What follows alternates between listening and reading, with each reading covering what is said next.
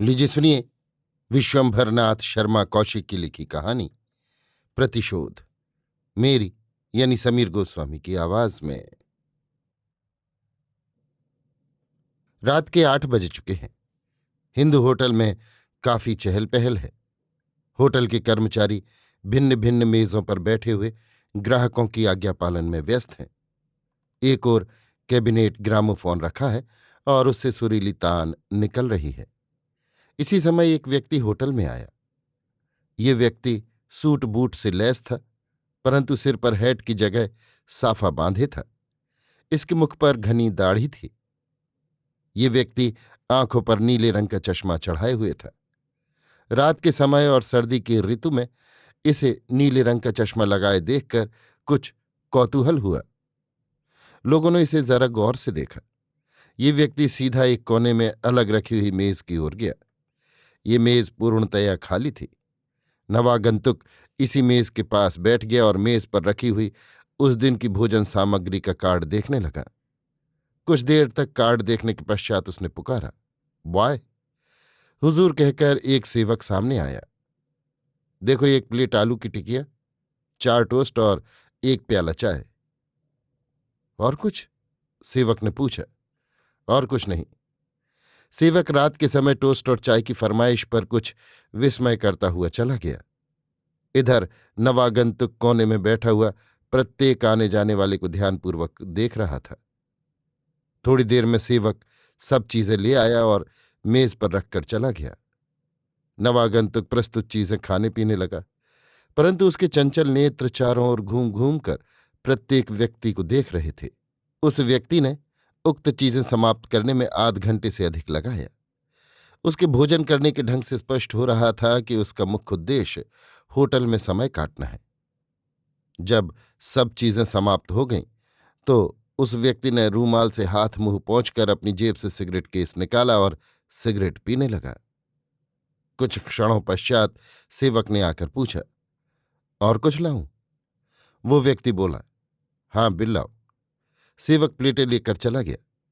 सेवक के आने के कुछ क्षणों पश्चात ही होटल में 2 आदमी आए। उनमें से एक पुरुष था और एक स्त्री। दोनों वेशभूषा से धनिक मालूम होते थे। पुरुष की वयस 30 वर्ष की लगभग होगी और स्त्री की 24-25 वर्ष की लगभग। पुरुष बिल्कुल क्लीन शेव्ड और गौर वर्ण का सुंदर पुरुष था, और स्त्री का क्या कहना, वो तो परम सुंदरी थी। नीले रंग की साड़ी तथा नीले ही रंग का कामदार रेशमी जंपर उसके शुभ्र गौर वर्ण मुख तथा गले को दीप्यमान किए हुए था। दोनों हमारे पूर्व परिचित नवागंतुक से कुछ दूर पर एक खाली मेज के निकट बैठ गए। नवागंतुक इन दोनों को देखकर चौंक पड़ा। इसी समय सेवक प्लेट पर बिल रखे हुए लाया और उसने बिल नवागंतुक के सामने पेश किया। नवागंतुक बोला, एक जिंजर। सेवक ने पूछा, और कुछ? और कुछ नहीं। सेवक बिल वापस ले गया। नवागंतुक बड़े ध्यान से उस जोड़े को देखने लगा। पुरुष कार्ड देख रहा था और पास खड़े हुए एक सेवक को ऑर्डर दे रहा था। बीच बीच में स्त्री भी अपनी सम्मति प्रकट करती जाती थी। सेवक चीजें लाने चला गया। इधर नवागंतुक का सेवक जिंजर तथा बिल ले आया। नवागंतुक ने बिल चुकता किया और 2 आने सेवक को दिए। सेवक सलाम करके चला गया। नवागंतुक जिंजर पीने लगा, परंतु उसका ध्यान उक्त स्त्री पुरुष की ओर था। सहसा स्त्री बोली, होटल तो साफ सुथरा है। पुरुष बोला, हाँ, अच्छा है। इधर उधर ताकते हुए स्त्री की दृष्टि नवागंतुक की ओर पड़ी। नवागंतुक ने स्त्री को अपनी ओर ताकते हुए देखकर अपना मुख दूसरी ओर घुमा लिया। स्त्री पुरुष से बोली, देखो, सामने एक आदमी रंगीन चश्मा लगाए बैठा है।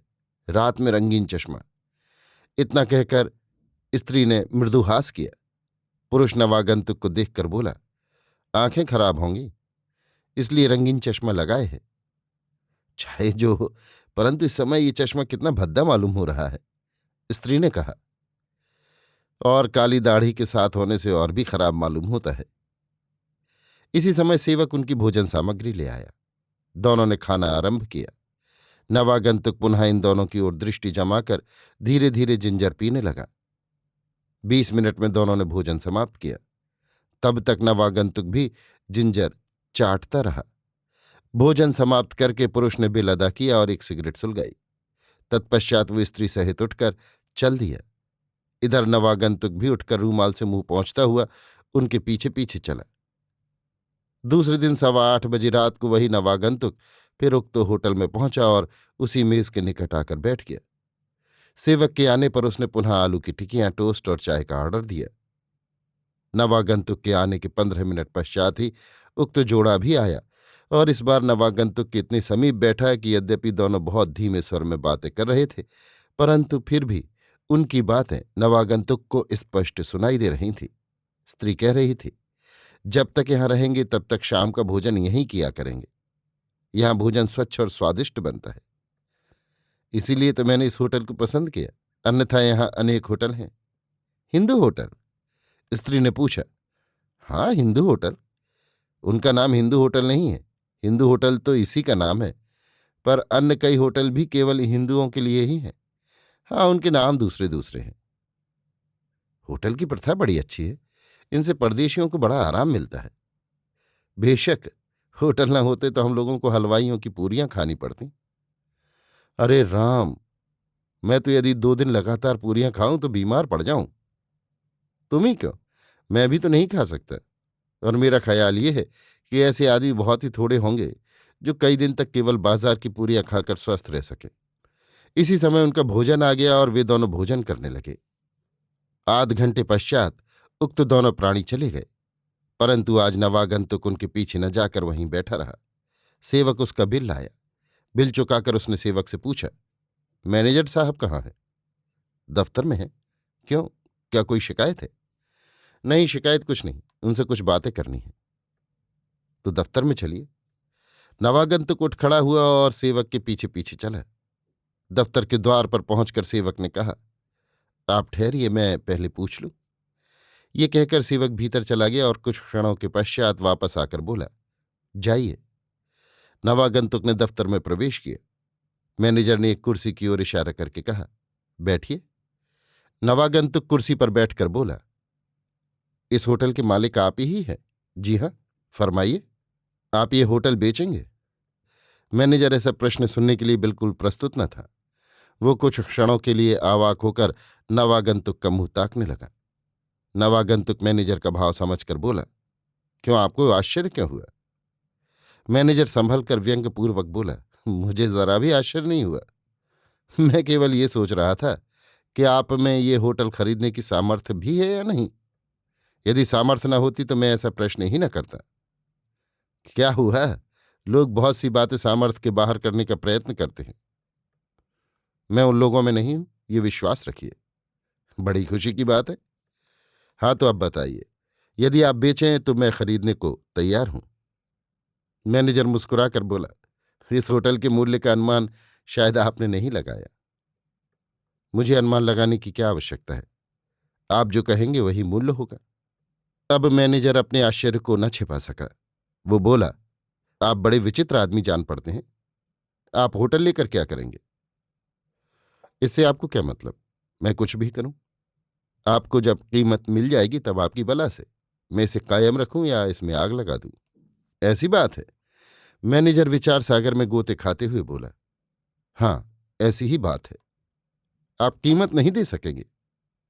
इससे भी आपको कोई मतलब नहीं। मैं कीमत दे सकूंगा तभी तो होटल पाऊंगा। मैनेजर मुस्कुराकर बोला, मैं एक बात कहूंगा, उस पर आपको कुछ बोलने का अधिकार न होगा। ऐसा ही सही। नवागंतुक बोला।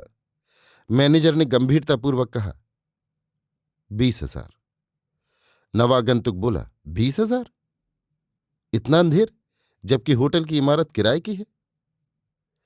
मैनेजर बोला, मैंने पहले कह दिया था कि मैं जो कीमत कहूंगा उस पर आपको कुछ कहने का अधिकार न होगा। हाँ हाँ, अच्छा, मुझे तो लेना ही है, चाहे जो मांग लो। इतना कहकर नवागंतुक ने भीतरी जेब से चमड़े का एक बड़ा बटुआ निकाला। उसमें से उसने 1,000 रुपए के 20 नोट निकालकर अपने सामने मेज पर रख लिए और कहा, रसीद लिखिए। मैनेजर का चेहरा फक हो गया। वो लड़खड़ाती हुई जेबा से बोला, अरे, आपने तो सचमुच ही रुपए निकाल कर रख दिए। मैं तो मजाक समझता था। मजाक की ऐसी तैसी, मेरा आपका क्या मजाक? अपरिचित लोगों से मजाक करने का मेरा स्वभाव नहीं है। लिखिए, रसीद लिखिए। परंतु नवागंतुक बोल उठा। अरंतु परंतु को जेब ही में रखिए और रसीद लिखिए। भले आदमियों की एक जबान होती है। मैं भी इसीलिए 7-8 हजार की चीज के 20 हजार दे रहा हूं। मैनेजर ने मुस्कुराकर कागज कलम उठाया। रसीद किस नाम से होगी? मैनेजर ने पूछा। मेरे नाम से। मेरा नाम मंगल सिंह है। मैनेजर रसीद लिखने लगा। मंगल सिंह हिंदू होटल का मालिक हो गया। नियमानुसार वही जोड़ा भोजन करने के लिए आया। दोनों एक खाली मेज के निकट बैठे। पुरुष कार्ड उठाकर देखने लगा, परंतु आज स्त्री के मुख पर गहरी उदासी थी। वो मूर्तिवत चुपचाप बैठी थी। आज उसकी दृष्टि इधर उधर न जाकर केवल मेज पर लगी हुई थी। पुरुष ने कार्ड देखकर पूछा, क्या खाओगी? स्त्री ने कोई उत्तर न दिया। वो मेज पोश को उंगली से खरोंचने लगी। पुरुष ने पुनः पूछा, क्या मंगाया जाए? स्त्री बोली, मैं कुछ न खाऊंगी, मुझे भूख नहीं है। खाया क्या है जो भूख नहीं है? मार खाई है और क्या खाया है?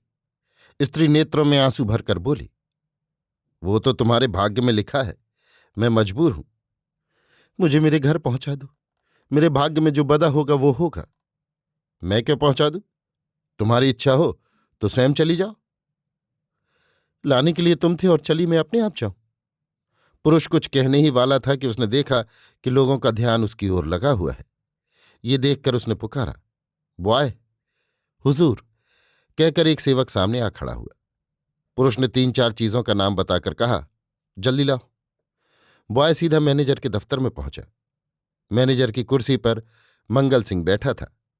उसके सामने पहुंचकर बॉय ने कहा, वो जोड़ा आ गया है। अच्छा, कहकर मंगल सिंह चैतन्य हो गया। और कोई खास बात? मंगल सिंह ने पूछा। आज दोनों में कुछ झगड़ा हुआ है। मैं जरा दूरी पर खड़ा था, इससे बातें तो साफ सुनाई नहीं पड़ी, परंतु ये साफ मालूम हुआ कि कुछ झगड़ा हुआ है। अच्छा, उससे जाकर कहो कि यदि वो किसी एकांत स्थान में बैठना चाहे तो प्रबंध हो सकता है। जो वो ये बात स्वीकार कर ले तो उसी कमरे में ले जाकर बिठलाओ जिसे मैंने आज ठीक कराया है, और मुझे इत्तला देना। जो हुक्म कहकर बॉय सीधा उस पुरुष के पास पहुंचा। उसे खाली हाथ आते देखकर वो व्यक्ति कुछ अप्रसन्न होकर बोला, लाए नहीं? बॉय अत्यंत नम्रतापूर्वक बोला, मैं ये पूछने आया हूं कि अगर हुजूर कोई एकांत जगह चाहें तो इंतजाम हो सकता है। एकांत जगह? क्या जरूरत है? परंतु स्त्री की ओर देखकर उसने तुरंत कहा, अच्छा, एकांत जगह में ले चलो। आइए, कहकर बॉय चला। पुरुष उठ खड़ा हुआ। स्त्री भी अनिच्छा से उठकर पुरुष के पीछे हो ली। बॉय दोनों को एक जीने द्वारा ऊपर ले गया। वहां अनेक कमरों के सामने, जिनमें लोग बैठे शराब कबाब उड़ा रहे थे, होता हुआ बॉय दोनों को एक कमरे में ले गया। इस कमरे में एक मेज और 4-5 कुर्सियां पड़ी थीं। मेज पर बीचों बीच में एक गुलदान, जिसमें ताज़ा गुलदस्ता लगा हुआ था, रखा था। उसी के पास एक अंग्रेजी ढंग का नमकदान रखा हुआ था। इस कमरे में 2 द्वार थे। एक तो वो द्वार था जिससे ये लोग अंदर आए थे, और दूसरा ठीक उसके सामने दूसरी ओर था। ये द्वार बंद था। पुरुष कुर्सी पर डट गया और बोला, ये जगह बिल्कुल ठीक है। स्त्री भी पुतली की तरह दूसरी कुर्सी पर बैठ गई। पुरुष बोला, जब जगह ठीक मिली है तब थोड़ी चुस्की भी लग जाए तो क्या हर्ज है। इतना कहकर वो बॉय से बोला, बॉय, 2 पैक ब्रांडी और सोडा। कौन सी ब्रांडी लाऊं? Action number 2। पुरुष को शराब के लिए ऑर्डर देते देख स्त्री के मुख पर भय के चिन्ह उत्पन्न हुए। बॉय चला गया। बॉय पहले सीधा मंगल सिंह के पास पहुंचा और बोला, हुजूर, सब ठीक है, उसी कमरे में बिठा आया हूं। हाँ, आज उसने 2 पैक ब्रांडी भी मांगी है। जरूर पहुंचाओ, 2 नहीं बल्कि 3 पैक कर देना। जो हुक्म कहकर बॉय चला गया। इधर मंगल सिंह उठ खड़ा हुआ और दफ्तर के एक दूसरे द्वार से, जिस पर पर्दा पड़ा हुआ था, चला गया। बॉय ने शराब तथा अन्य सामान पहुंचाया। सामान मेज पर रखकर वो बाहर आया और जिस द्वार से वो प्रविष्ट हुआ था उसके किवाड़ धीरे से उसने उड़का दिए। भीतर की ओर द्वार पर पर्दा पड़ा था, इसलिए उसे किवाड़ ओढ़काते न तो पुरुष ने देखा और न स्त्री ने, केवल कुछ शब्द सुना। बॉय ने किवाड़ बंद करके अपनी जेब से चाबी निकाली और बाहर से ताला बंद कर दिया। इधर वो पुरुष शराब का गिलास हाथ में लेकर बोला, लो जरा सी चुस्की लगाओ, अभी सब सुस्ती दूर हो जाएगी। स्त्री बोली, बस तुम ही सुस्ती दूर करो, मेरी सुस्ती तो अब चिता पर दूर होगी। चिता पर दूर होगी? हाँ हाँ हाँ, चिता में शराब से अधिक गर्मी है। इतना कहकर उसने कहकहा लगाया। स्त्री ने घृणापूर्वक मुंह फेर लिया। पुरुष धीरे धीरे शराब पीता रहा और भोजन करता रहा। स्त्री मुंह दूसरी ओर किए बैठी रही। उसके मुख पर घृणा तथा दुख के स्पष्ट चिन्ह विद्यमान थे। वो रह रहकर ठंडी सांसें ले रही थी। सहसा पुरुष ने पूछा, ये ठंडी सांसें किसकी याद में ली जा रही हैं? स्त्री ने कोई उत्तर न दिया। पुरुष बोला, मंगल सिंह याद आ रहा है क्या? स्त्री मौन रही। वो व्यक्ति बोला, मंगल सिंह के बाप को भी पता न होगा कि तुम कहाँ हो। इसी समय कमरे का दूसरा द्वार, जो अभी तक बंद था, अकस्मात खुल गया और कोई व्यक्ति ये कहता हुआ अंदर आया, मंगल सिंह के बाप को चाहे पता न हो, परंतु मंगल सिंह तो तुम्हारे साथ ही साथ है। ये कहता हुआ मंगल सिंह उस व्यक्ति के सम्मुख आकर खड़ा हो गया। इस समय मंगल सिंह के मुख पर दाढ़ी नहीं थी और न आंखों पर चश्मा ही था। मंगल सिंह को देखते ही उस व्यक्ति के मुख से निकला है और उसका चेहरा श्वेत पड़ गया। इधर स्त्री मंगल सिंह से लिपट कर बोली, बचाओ बचाओ, इस पिशाच से मेरी रक्षा करो। मंगल सिंह बोला, पिशाच? मैं तो समझा था कि आशा देवी किसी देवता के साथ भागी है। इतना कहकर मंगल सिंह ने स्त्री को अपने से अलग कर दिया। स्त्री उसके बगल में खड़ी होकर रोने लगी। मंगल सिंह उस व्यक्ति से बोला, क्यों शीतल प्रसाद, तुमने आशा से विवाह तो अवश्य ही कर लिया होगा। इतनी देर में शीतल प्रसाद ने अपने को संभाल लिया था। वो किंचित मुस्कुराकर बोला, सगाई तो तुमसे हुई है, मैं विवाह कैसे कर सकता हूं? तुम्हारी चीज तुम्हें मुबारक हो, मैं तो स्वयं इससे आजिज आ गया हूं। अच्छा, तो क्या तुम इसे त्यागते हो? खुशी से, और तुम दोनों को आशीर्वाद देता हूं कि आजीवन प्रेम पूर्वक रहकर फलो फूलो। परंतु शीतला प्रसाद, तुम्हें शायद ये नहीं मालूम कि गीदड़ के मुंह का उगला हुआ शिकार सिंह कभी ग्रहण नहीं करता। परंतु सिंह का शिकार गीदड़ कैसे ले भागा? शीतला प्रसाद व्यंग्यपूर्वक बोला, कभी कभी ऐसा हो जाता है, जब शिकार अपनी जान बचाने के लिए सिंह के मुंह से छूटकर भागता है, तब वो गीदड़ को मिल जाता है। मंगल सिंह आशा देवी से बोला, मेरे साथ सगाई हो चुकने पर भी तुम इसके साथ भाग आई हो, अब तुम्हें इसी के साथ रहना चाहिए। नहीं नहीं, मैं इसके साथ एक क्षण भी नहीं रह सकती। मैंने जो पाप किया है उसके लिए मैं सब प्रकार के दंड सह सकती हूं, परंतु इसके साथ कदापि नहीं रहूंगी। यह मनुष्य नहीं, राक्षस है। राक्षस समझकर ही तो तुम मेरे साथ चली आई थी, क्यों ना? बस चुप रहो, मंगल सिंह ने शीतला प्रसाद को डांटा। शीतला प्रसाद कुछ भयभीत होकर अप्रतिभ हो गया, परंतु फिर संभल कर बोला, ये गीदड़ भपकी? अभी पता लग जाएगा कि ये गीदड़ भपकी है या क्या है। आशा देवी, तुम क्या चाहती हो? इस पिशाच के चंगुल से छुड़ाकर अपने चरणों में शरण दो। इतना कहते हुए आशा देवी ने बैठकर मंगल सिंह के चरण पकड़ लिए। मंगल सिंह पीछे हटकर बोला, इन चरणों का तुमने तिरस्कार किया, इसलिए अब इन चरणों में तुम्हारे लिए स्थान नहीं है। हाँ, इस राक्षस के चंगुल से तुम छूट जाओगी, क्योंकि इसके पंजे से तुम्हें छुड़ाने के लिए ही मैं 3 महीने से तुम लोगों की तलाश में हूं। आगरे में तुमको देखा, वहां से तुम्हारे पीछे पीछे यहां आया। इतना कहकर मंगल सिंह जिस द्वार से आया था उसकी ओर देखकर बोला, लाओ। उसके ये आवाज देते ही एक सेवक एक तश्तरी में 2 गिलास रखे हुए लाया। दोनों गिलास लाल रंग के पदार्थ से भरे हुए थे। सेवक गिलास मेज पर रखकर चला गया। मंगल सिंह बोला, शीतला प्रसाद, विदा होते समय हम तुम एक दूसरे के साथ एक एक गिलास पिए। क्या शराब है? शीतला प्रसाद ने पूछा। शराब तो मैं पीता नहीं, शरबत है। अच्छी बात है, लाओ। ये कहकर शीतला प्रसाद ने एक गिलास उठा लिया। दूसरा गिलास मंगल सिंह ने उठा लिया। मंगल सिंह बोला, हमारे तुम्हारे बीच में जो कटुता उत्पन्न हो गई है, आशा है इस शरबत से वो सदैव के लिए दूर हो जाएगी, और इसके पश्चात जब हम तुम मिलेंगे तो वो शुद्ध हृदय से मिलेंगे। ठीक है मंगल सिंह, तुम भले आदमी हो। इतना कहकर शीतला प्रसाद ने गिलास वाला हाथ ऊपर उठाकर कहा, मंगल सिंह, आपकी तंदुरुस्ती का जाम। इतना कहकर शीतला प्रसाद शरबत पी गया। मंगल सिंह अपना गिलास हाथ ही में लिए खड़ा रहा, परंतु शीतला प्रसाद शरबत पीते ही चिल्लाकर बोला, ओ ये क्या? इतना कहते ही उसने अपना गला पकड़ा। उसके मुंह पर असह्य वेदना के भाव उत्पन्न हुए। वो उठकर खड़ा हो गया। कुछ क्षणों तक डगमगाकर संभलने की चेष्टा करता हुआ वो धम से भूमि पर गिर पड़ा। आशा देवी घबराकर बोली, ये क्या? मंगल सिंह बोला, राक्षस का अंत और तुम्हारी मुक्ति। इतना कहकर उसने जेब से एक लिफाफा निकाला और उसे मेज पर रखकर बोला, इसमें 10,000 के नोट है और इस होटल का हिबानामा तुम्हारे नाम का है। मैंने ये होटल तुम्हारे नाम कर दिया है। और तुम? मैं भी जाता हूं। मेरा काम खत्म हो गया। मेरे जीवन का उद्देश्य आज पूरा हो गया। अब इस संसार में मेरे लिए कोई आकर्षण नहीं रहा। इतना कहकर मंगल सिंह ने अपना गिलास जल्दी से पी डाला। शरबत पीने के 2 मिनट पश्चात ही मंगल सिंह भी निर्जीव होकर गिर पड़ा। अभी आप सुन रहे थे विश्वंभरनाथ शर्मा कौशिक की लिखी कहानी प्रतिशोध, मेरी यानी समीर गोस्वामी की आवाज में।